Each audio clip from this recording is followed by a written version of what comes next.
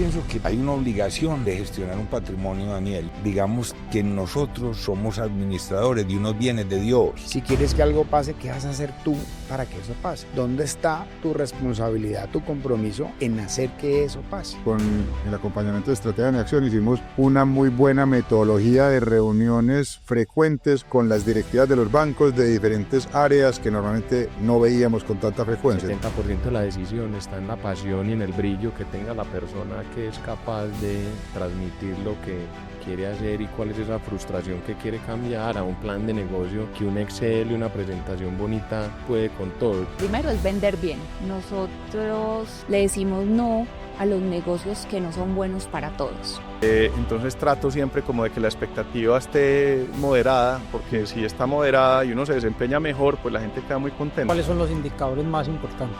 Primero la caja y segundo el tema de las ventas, la evolución de las ventas y tercero el delivery. Y yo creo que uno como papá muchas veces se equivoca haciendo que los hijos se sientan cómodos en la comodidad y cuando uno es cómodo en la comodidad empieza a servir poquito porque todo le incomoda. ¿Cuál ha sido el mejor consejo que te han dado para tu vida profesional y cuál sería el tuyo para una persona que está empezando? Esa pregunta está muy corchadora. A uno lo para la suerte de la cama, le apaga el televisor de Netflix, lo lleva y lo pone a trabajar y ahí le da el empujón. No. Me acuerdo cada segundo. ¿Sabes de qué me acuerdo? Del olor. Entonces, miro, no, se cayó el techo. 400 máquinas, 500 trabajadores. A nosotros le debemos 250 millones de pesos al banco, pero no tenemos con qué pagar. Y dijeron, usted tiene que escoger, estudia, juega. Y entonces él me decía, no, es que yo llegaba a dormir a clase. Yo le dije, no, yo no quiero eso. Yo tenía 6, mi hermano 5, mi papá se muere de un infarto y cuando tenía 15 años y Santi 14, mi mamá se muere y nosotros quedamos pues sin papá, sin mamá. Hace 2 años tuve una enfermedad que yo creo que ha sido el momento tal vez más difícil de superar. Hace 6 años, prepandemia, sufrí unos ataques de ansiedad y de pánico que me llevaron a un punto de no ser funcional. Digamos que identifiqué que había como 2 o 3 retos súper potentes. Estamos impactando 580 millones de personas diariamente. Todos los días nosotros, directa o indirectamente, el trabajo de las personas que están hoy en la planta de Premex o de Alura o de Anitox están llegando directa o indirectamente a 580 millones de plata. Creo que lo mejor es ser monja misionera y entonces yo estuve en 3 retiros en diferentes comunidades cuando ya iba a terminar mi bachillerato para decidir en qué comunidad me iba a meter porque era misionera la que me gustaba, o sea, poder salir, hacer misión. Mis hermanos mayores, algunas de ellos dejaron de estudiar la carrera para que los últimos 5 fuéramos profesionales. Me entregaron la gerencia bajo sospecha. Estamos a entregar la gerencia, pero no puede ser tan mal genial. Me entero que mi esposo realmente tenía un problema muy de fondo de drogadicción. Empezamos a buscar todas las opciones, mi esposo termina en un centro de rehabilitación. Lo que pasa es que a mi hermano, uno de mis hermanos, lo reclutó la guerrilla y entonces él estuvo 15 días en la guerrilla y se escapó y se entregó al ejército. Él era menor de edad, tenía 17 años. Entonces, cuando él se escapó, la guerrilla amenazó y dijo que la familia iba a pagar las consecuencias si él no aparecía. Y en octubre del 2008 el mundo se desmoronó y al desmoronarse el mundo yo empecé a preguntar por qué una compañía que manejaba 8 billones de dólares no estaba en caos. Mi infancia fue dura porque a mi papá le dio un infarto cuando yo tenía 9 años y murió y mi mamá la secuestraron cuando yo tenía 14 años y la mataron. Ese fraude casi quiebra la compañía.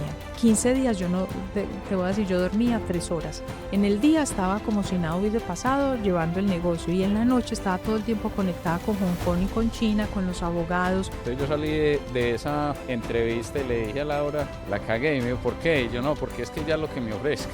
Fuimos víctimas de la violencia, le pusieron a mi mamá 2 bombas, las FARC. Tuve en una época difícil con una persona muy cercana que se estuvo en el mundo de la drogadicción muchos años. Y ahí eso me transformó a mí la vida. Esta compañía está quebrada, aquí hay que acompañar al gerente y vamos a buscar trabajo, te vamos a despedir. No podría decir que sí, porque desafortunadamente el dueño de Software One murió en el proceso. Pragma es una compañía 30 años en el mercado haciendo transformación digital. Peter Drucker dijo una vez, La cultura se come la estrategia en el desayuno. Yo encontré aquí 677 personas y teníamos que llegar a 400 personas. Yo creo que ahí nos faltó un poco de valorarnos un poco como emprendedores, entender ese valor que estamos aportando a la mesa. La cultura financiera en Suplemédicos ha sido muy importante, especialmente en los últimos años. Esa no es un conocimiento que traigamos de toda la vida, porque eso es algo que se desarrolla con mucha sangre, hay que poner mucha sangre para entender eso. Y el poder tener esos comités financieros que nos generaba la cultura de austeridad y el control de las cosas. ¿Qué te sedujo de Arturo Calle y qué te llevó a tomar la decisión de ir a Arturo Calle como gerente general? Encontrarnos fue un proceso muy bonito de entender a Levis, porque hubo gente en Levis que decía no les pase nada. Y yo creo que ha sido algo muy importante para Clave el trabajo, digamos, de marketing, de marca y ser algo novedoso y no vender solo hamburguesas. Pues definitivamente lo más importante en cualquier empresa es la cultura. Y parte de lo que le exijo a mis equipos y me exijo a mí mismo es liderar con el ejemplo. Tan importante es la cultura financiera en una organización. Eso es un tema que no existe mucho.